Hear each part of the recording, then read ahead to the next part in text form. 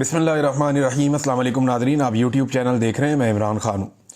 हुकूमत चलाने के अखराजात में इजाफा हो गया, यानी जो पाकिस्तान की हुकूमत चलती थी इमरान खान साहब के दौरे हुकूमत में, उस वक्त जो हुकूमत चलाने के अखराजात थे वो 547 अरब रुपए थे, और अब इस वक्त वो अखराजात बढ़ के 892 अरब रुपए हो गए। लगभग 900 अरब रुपए के करीब अखराजात बढ़ चुके हैं।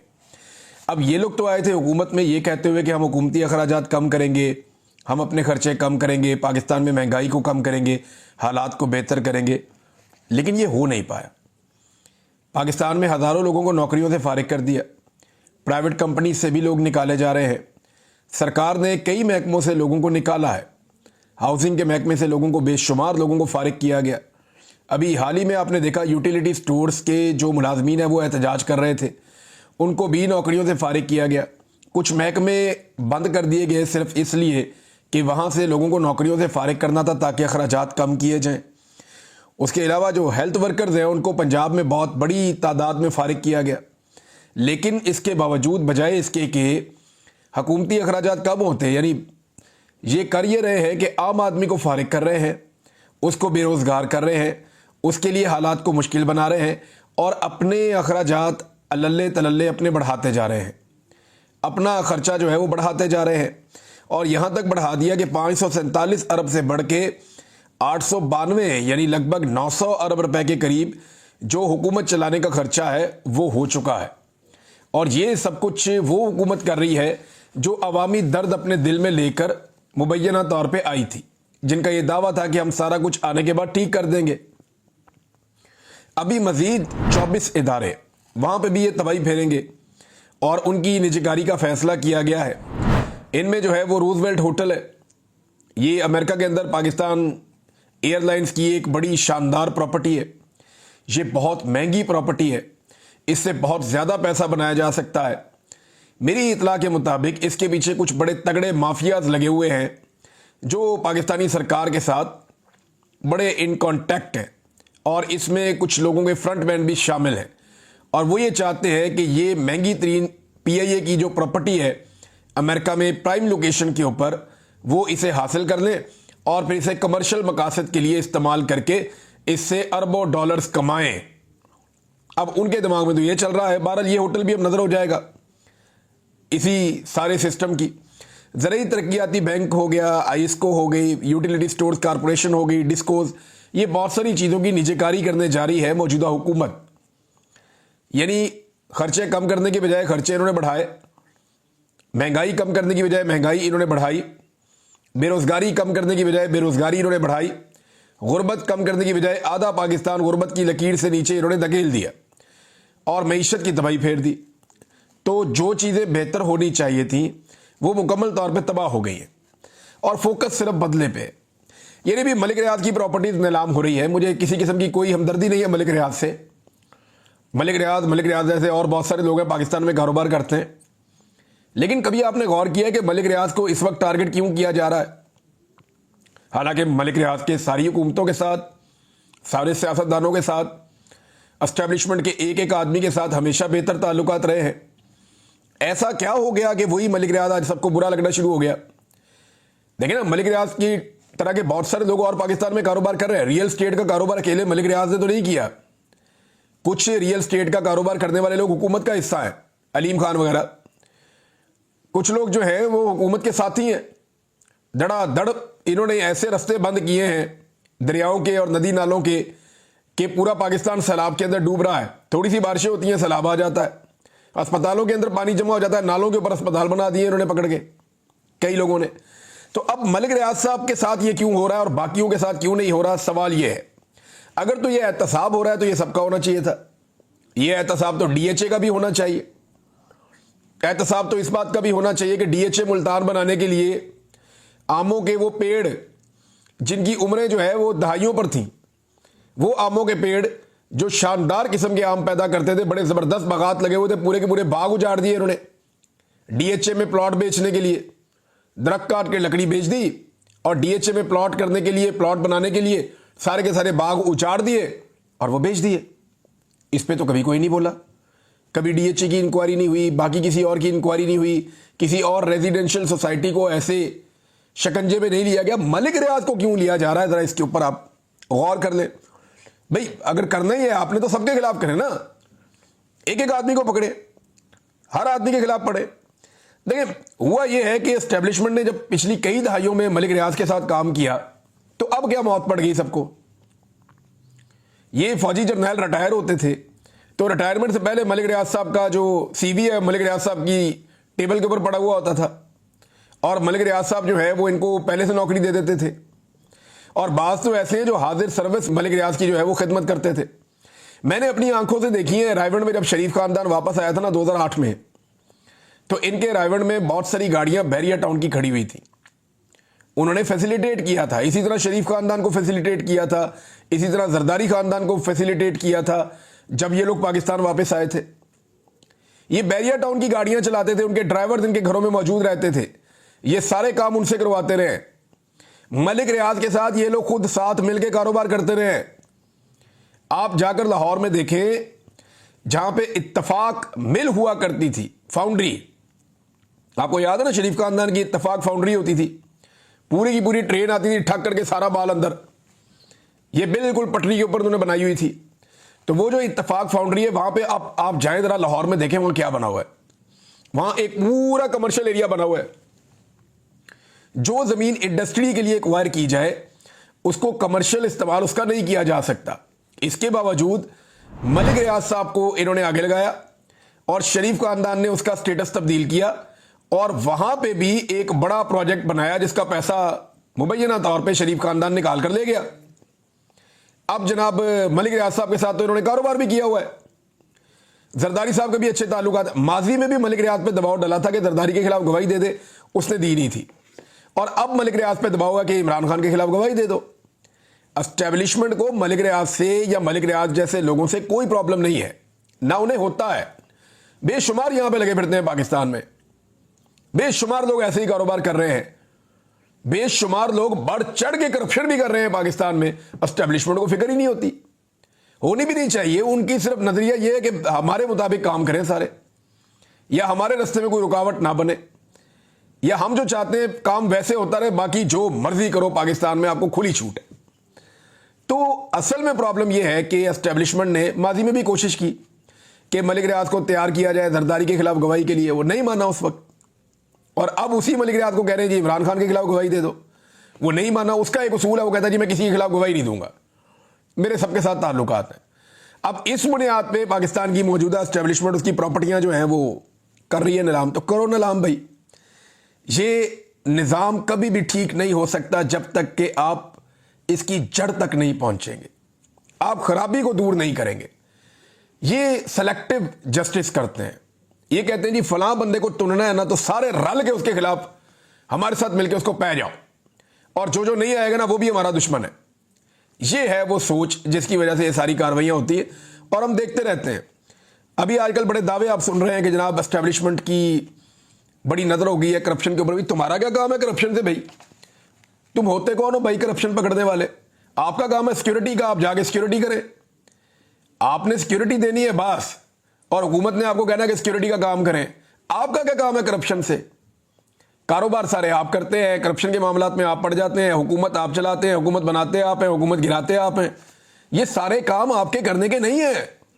دنیا کی فوجیں ایسے اس طرح کے کام نہیں کرتی جو کام آپ کر رہے ہیں. آپ کا کام سیکورٹی کا ہے, وہ بھی حکومت آپ کو بتائے گی, آپ نے جا کے وہ کام کرنا ہے, اور وہ آپ کی ڈیوٹی ہے, وہ آپ کو کرنی ہوگی. اب ہو یہ رہا ہے کہ پاکستان کے اندر ایک صوبے کو جان بوجھ کر دیوار سے لگایا جا رہا ہے. پنجاب میں کھلی چھوٹ دی ہوئی ہے کہ جو مرضی آپ کریں. وہاں پہ ایک شہزادی صاحبہ کو بٹھایا ہوا ہے ٹک ٹاکر, اور انہوں نے تباہی پھیری ہوئی ہے کہ جناب جو دل کرتا ہے وہ کر رہے ہیں. پنجاب کے اندر فسطائیت کا اور جبر کا ایک بازار گرم کیا ہوا ہے, اور بعد میں کھڑے ہو کر کہہ دیتے ہیں بڑے آرام سے ٹلا منہ کر کے کہ پولیس اور آئی جی انتظار کرتے رہے اور لوگ تو نکلے ہی نہیں. بھئی لوگ نہیں نکلے تو ایک دفعہ مینار پاکستان میں جلسے کی اجازت دے کر دیکھ لیں, اور ذرا تھوڑا سا فری ہینڈ دیں لوگوں کو. پھر دیکھیں مینار پاکستان پہ آپ کو لوگ کیا دکھاتے ہیں. دمادم مست کلندر تقریباً ہزاروں چھاپے مارے لوگوں کے گھروں پہ. لوگ بیچارے گدے تکیے لے کے مسجدوں میں جا کے سوتے رہے گرفتاریوں سے بچنے کے لیے, اور یہ کہہ رہے لوگ نہیں نکلے. لوگوں نے پنجاب میں مار کھانے کے باوجود جرت اور بہادری کی مثال قائم کی ہے اس مرتبہ. کوئی ایک بہت بڑا ایسا اجتماع میڈیا کو نہیں ملا کہ جہاں میڈیا دکھائے جناب یہ دیکھیں پاکستان تحریک انصاف کی عوام نکل آئی. وہ کرنا ہی نہیں تھا. انہوں نے تو جگہ جگہ ریلیاں نکالنی تھی, چھوٹے موٹے احتجاج کرنے تھے. لوگوں کو وہ چارج کر رہے ہیں. وہ اس بڑے ایونٹ کے لیے ایسا لگتا ہے عمران خان صاحب تیاری کر رہے ہیں جب وہ فائنل کھیلیں گے. ابھی تو انہوں نے اسٹیبلشمنٹ کے ساتھ ایک ٹیسٹ میچ ڈالا ہوا ہے. ایک صوبے کے اندر جو ہے وہ کھلی چھوٹ دی ہوئی ہے, پنجاب میں, سندھ میں, اور بلوچستان کے اندر حالات آپ کے سامنے ہیں. وہاں پہ زمین پہ آپ ٹریول ہی نہیں کر سکتے. سیکورٹی فورسز خود ٹریول کرنے سے بہت زیادہ وہاں پہ پریشانی کا سامنا انہیں کرنا پڑتا ہے, بہت سیکورٹی کا بندوبست کرنا پڑتا ہے. جبکہ خیبر پختونخوا کو جان بوجھ کر نہ صرف بدنام کیا جا رہا ہے بلکہ اس کے حالات خراب کیے جا رہے ہیں. یہ بات خیبر پختونخوا کے وزیر اعلیٰ نے بھی کہی ہے. اور 2022 میں رجیم چینج کے بعد تحریک طالبان پاکستان کو لایا گیا خیبر پختونخوا میں بائی ڈیزائن. اور یہ بات جنرل باجوہ کے حوالے سے باقاعدہ کلیم کی گئی کہ جنرل باجوہ نے کہا تھا کہ 3 سال تک طالبان کو اگر ہم رکھیں گے ٹی ٹی پی کو خیبر پختونخوا میں تو پی ٹی آئی تباہ ہو جائے گی. اور اب وہ کنٹرول سے باہر ہوتے جا رہے ہیں, قابو نہیں آ رہے. بلوچستان کے بھی حالات خراب ہیں. اس میں ڈاکٹر امجد ہیں, ان کا تعلق ہے پاکستان تحریک انصاف سے. یہ بڑا بولڈ بولتے ہیں. انہوں نے اس پہ سوال ایک اٹھایا. انہوں نے کہا جی 10 لاکھ فوج ہے اور یہ 5000 خوارج ہیں. یہ 10 لاکھ کی فوج یہ 5000 خوارج کو بارڈر پہ کنٹرول کیوں نہیں کر سکتی؟ کیسے یہ 200 لوگ بارڈر پار کر کے آتے ہیں, یعنی 200 لوگ اکٹھے آ جاتے ہیں بارڈر پار کر کے. یہ معاون خصوصی بھی ہیں ڈاکٹر امجد اور ممبر صوبائی اسمبلی بھی ہیں. انہوں نے اسمبلی میں کھڑے ہو کر یہ سوال اٹھایا اور بڑا جائز سوال ہے کہ بھئی دہشت گرد بارڈر کراس کر کے پاکستان میں کیسے اور یہ کیسے آئے. یہ قصہ سارا آپ کو پتا چل جاتا ہے. آپ مراد سعید کا جو ٹویٹر اکاؤنٹ ہے وہ 2022 سے لے کر جون 2022 سے لے کر اب تک آپ وہ سارا پڑھ لیں, آپ کو سمجھ آ جائے گی یہ کھیل ہوا کیا تھا اور یہ دہشت گردی کس ڈیزائن کے تحت کس طریقے سے پاکستان میں لائی گئی ہے اور اس کا مقصد کیا ہے. اب ناظرین, جو ٹک ٹاکر ہیں وہ اب ایک نئی بس انہوں نے متعارف کروائی ہے, الیکٹرک ٹرام, اور یہ کلیم کر رہی ہیں کہ وہ یہ لے کر آئی ہیں. حالانکہ یہ آپ دیکھ لیں اخبارات کے اندر باقاعدہ اشتہارات چھپے تھے, خبریں چھپی تھیں. عثمان بزدار یہ پروجیکٹ 2022 میں لے کر آ رہے تھے پنجاب میں, لیکن 2022 میں پھر عثمان بزدار کی حکومت ختم ہو گئی اور یہ پروجیکٹ رک گیا. اس وقت اس پروجیکٹ کی جو مالیت ہے وہ اب سے تقریباً 30% سے زیادہ کم تھی, یعنی تقریباً کوئی 30 سے 35% اس وقت مالیت بھی کم تھی. اور یہ پروجیکٹ عثمان بزدار لے کر آ رہے تھے اور بڑا اچھا ڈیزائنڈ پروجیکٹ تھا, ہر چیز اس کی ہو چکی تھی. اب وہی فائل اٹھا کے جو ہے وہ رکھی گئی محترمہ کے سامنے اور وہ اب اس کے اوپر ایک بس منگا لی ہے, اس کو پھیر پھیر کے دکھا رہے ہیں اور اس کے اوپر اپنی پبلسٹی کر رہے ہیں. بھئی آپ کی حکومت ہی جعلی ہے, آپ ووٹ لے کر آئے نہیں, لوگوں نے آپ کو خدمت کرنے کا مینڈیٹ ہی نہیں دیا تو آپ خدمت کر ہی نہیں سکتے. آپ جو بھی کریں آپ ہیں ہی جعلی. تو جو جعلی حکومت ہے اس کی ساری کارروائیاں, ساری کارکردگی سب کچھ جعلی ہے. اور جعلی حکومت ہونے کی وجہ سے آج عوام کی جو درگت بنی ہے, مجھے بتائیں بھوکا آدمی اس کو آپ جھولا دیں گے گاڑی میں, وہ پہلے آپ سے کھانا مانگے گا. جو مہنگائی کے ہاتھوں پسا ہوا ہے, جس کے گھر میں بجلی نہیں آ رہی ہے تو وہ بل نہیں دے پا رہا, بے روزگاری ہے, وہ غربت کی لکیر سے نیچے چلا گیا ہے, اس کو آپ جھولا دیں گے. یہ بڑے عجیب و غریب ان کے دیکھیں نا, چینی کے اندر پاکستانیوں کو جتنا چونا لگایا ہے مافیا نے مل کے, اور یہ سارا مافیا سرکار کے اندر بیٹھا ہوا ہے, یہ تو اس کے سامنے مونگ پھلی کا دانہ بھی نہیں ہے جو پاکستانیوں کو ڈال رہے ہیں بسوں کی صورت میں. یعنی آپ یہ سمجھ لیں کہ پاکستانیوں کا خون نچوڑ کے تو بعد میں انہیں ایک ٹافی کھلا دیتے ہیں کہ یہ ٹافی کھاؤ, اس سے آپ میں انرجی آئے گی, تو یہ بٹر ٹافی آپ کھا لیں, اس سے آپ میں انرجی آئے گی, اور ایک بوتل خون نکال لیتے ہیں. تو پاکستانیوں کے ساتھ یہ سلوک اس وقت سرکار کر رہی ہے.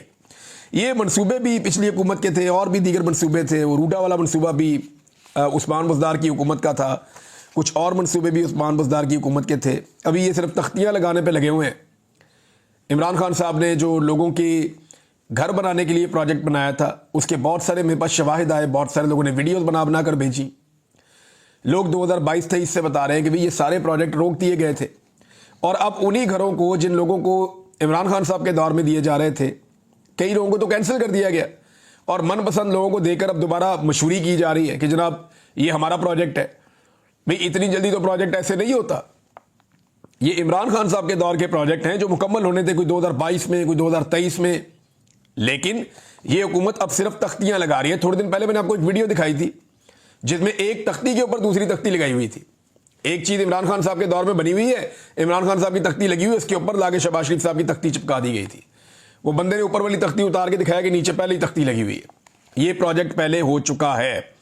اب آپ اندازہ کریں کہ یہ صورتحال چل رہی ہے. ناظرین, یہ میاں عباد فاروق نے دوبارہ ٹویٹ کر کے بتایا کہ ان کے بھائی کو ابھی کچھ پتہ نہیں چل رہا تھا ان کے بھائی کا, اور بہت پریشانی ہے اس حوالے سے.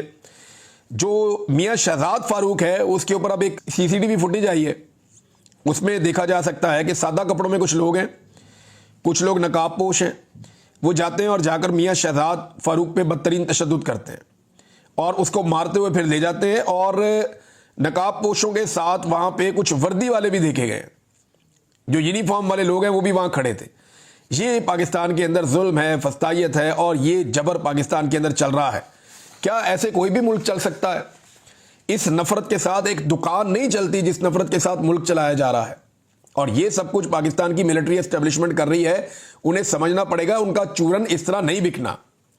ناظرین, پاکستان تحریک انصاف نے فی الحال تو بائیکاٹ کیا ہوا ہے کہ یہ جو ضمنی الیکشن ہوگا ان سیٹوں کے اوپر خاص طور پہ جو چھینی گئی ہیں زبردستی, ان پہ ہم امیدوار کھڑا نہیں کریں گے, کیونکہ یہ جو پہلے جیتنے والے ہیں, جو ڈٹ کے کھڑے ہونے والے ہیں, یہ ان کے ساتھ زیادتی ہوگی. لیکن حماد اگر اپنے والد کی سیٹ سے کھڑے ہوں گے اور وہ الیکشن لڑنے کے لیے انہیں کاغذات جمع بھی کروائے, کیونکہ یہ وہ والا ضمنی الیکشن نہیں ہے جس کو چھینا گیا ہو سیٹ کو. یہ وہ ضمنی الیکشن ہے جو ان کے والد کے انتقال کے بعد ہو رہا ہے, تو اس کی صورتحال مختلف ہے. اب لاہور میں کیسا الیکشن ہوگا مجھے کوئی کہنے کی یا بتانے کی ضرورت نہیں ہے. ہم سبھی جانتے ہیں کہ کیسا الیکشن ہونے جا رہا ہے اور اس کا نتیجہ کیا ہوگا. ناظرین, غزہ میں ہر دفعہ بات کرتا رہتا ہوں غزہ کے بارے میں. ہم سب کو اس پہ بات کرتے رہنا چاہیے اور دنیا میں آواز اٹھانی چاہیے. غزہ میں ظلم ہو رہا ہے, وہاں بچے بھوکے ہیں, اور 28,000 سے زائد بچے اس وقت شدید غذائی قلت کا اور بھوک کا شکار ہیں. روزانہ کئی ایسے لوگ شہید ہو جاتے ہیں جو کھانے کا انتظار کر رہے تھے یا بھوک سے فوت ہو گئے تھے. بہت سارے بچے بھوک کی وجہ سے دنیا سے چلے گئے, اور سب بچے تقریباً غذائی قلت کا شکار ہیں. لیکن 28,000 بچے انتہائی خطرے میں ہیں اور ان کے لیے کوئی کام نہیں ہو رہا, بلکہ کچھ یورپی ممالک نے ایئر ڈراپ کیا ہے, ہوا سے جہازوں کے ذریعے سے خوراک گرائی ہے, وہ ناکافی ہے. ہزاروں ٹرک کھڑے ہوئے ہیں امدادی, لیکن اسرائیل ان کو جانے کی اجازت نہیں دیتا اور پورے غزہ پہ قبضہ کرنے کا انہوں نے منصوبہ بنایا ہوا ہے. ناظرین, رشیا کے معاملے پہ امریکہ لگاتار دباؤ بڑھا رہا ہے, اور امریکہ نے چائنا کو بھی کہہ دیا کہ ہم ٹیرف بڑھا دیں گے اگر چائنا نے رشیا کے ساتھ ٹریڈ بند نہ کی تو. انڈیا کو بھی کہا, اور انڈیا کے خلاف انہوں نے ٹیرف بڑھا کر 50% تک کر دیا کہ اگر انڈیا ٹریڈ بند نہیں کرتا روس کے ساتھ تو یہ ہوگا. انڈین حکومت نے جو ہے وہ حقیقی آزادی کا نعرہ لگا دیا. نریندر مودی نے بھی وہی کہا جو عمران خان صاحب نے کہا تھا. اس نے کہا جی جو ہم فیصلہ کریں گے اپنے ملک کے مفاد میں کریں گے, اور ہم دیکھ رہے ہیں ہمارے ملک کا مفاد کیا ہے, ہمارے لوگوں کا مفاد کیا ہے. 1.5 ارب کی ہماری آبادی ہے, ہم نے انہیں پالنا ہے, تو ہم اپنی جو تجارت ہے وہ اسی حساب سے کریں گے. تو امریکن فیصلے پہ ان کو اعتراض ہوا, لیکن امریکہ اس کو ایک ہتھیار کے طور پہ تجارت کو استعمال کر رہا ہے, ٹریڈ کو, جیسا کہ ڈونلڈ ٹرمپ نے کہا تھا کہ میں یہ کر سکتا ہوں. اور واقعی ڈونلڈ ٹرمپ نے آؤٹ آف دا باکس آ کے یہ کام کیا. یعنی پاکستان امریکہ کے خلاف کوئی کام نہیں کر رہا, ہر کام امریکہ کی مرضی سے کر رہا ہے. بلکہ کوئی کام کرنے والا بھی ہوتا ہے تو امریکہ سے مجھے تو ایسا لگتا ہے جیسے جا کے یہ اجازت مانگتے ہوں گے. ابھی آرمی چیف دوبارہ امریکہ جا رہے ہیں, سینٹ کام کا وہ کمان میں تبدیلی ہے, وہ اس لیے آرمی چیف امریکہ دوبارہ جا رہے ہیں. اس سے پہلے بھی گئے تھے, ڈونلڈ ٹرمپ سے ایک ملاقات بھی ہوئی تھی. لیکن پاکستان پوری طرح سے امریکہ کے زیر تسلط ہے. انڈیا نے اب وہ کیا جو عمران خان نے کیا تھا 2022 میں. تو سوال یہ پیدا ہوتا ہے کہ کیا انڈیا میں نریندر مودی نے جو کیا ہے امریکہ کے بارے میں, اس کے بعد نریندر مودی کے لیے حالات مشکل ہوں گے یا آسان رہیں گے؟ کیا وہاں کی فوج یہ معاملہ سیاستدانوں کو حل کرنے دے گی یا وہ مداخلت کرے گی؟ کیا وہاں بھی کوئی جنرل باجوہ سامنے آئے گا, جنرل ندیم انجم سامنے آئے گا؟